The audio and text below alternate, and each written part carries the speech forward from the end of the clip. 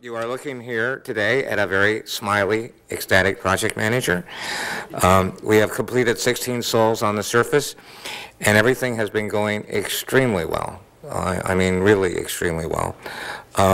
We have no anomalies or other issues that we're working, with the exception of the REMS wind sensor anomaly, which is still in work. And if I could have the first slide, please.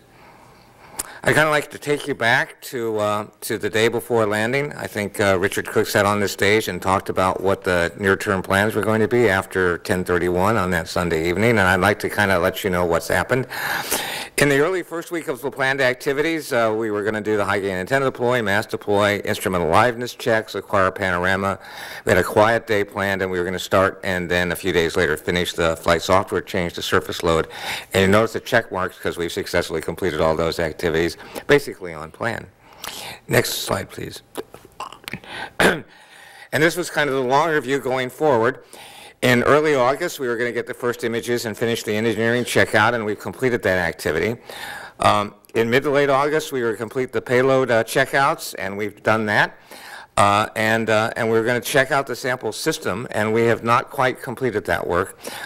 We have done a short drive today that Matt will talk about in a second, and with that activity, we have completed the characterization phase one, both A and B.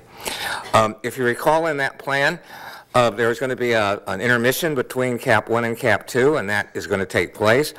And that intermission is likely to be a little bit more extended.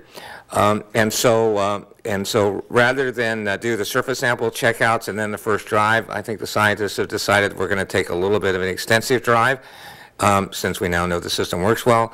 And then we will complete the sample system checkouts later in August. We still ought to be able to complete a scoop sample in mid or late September on plan, and the first drill symbol in October and November. So right now a little bit more intermission, a little bit more science from that, but we're basically on plan with what I like to repeat as an extremely well-behaved flight system on Mars.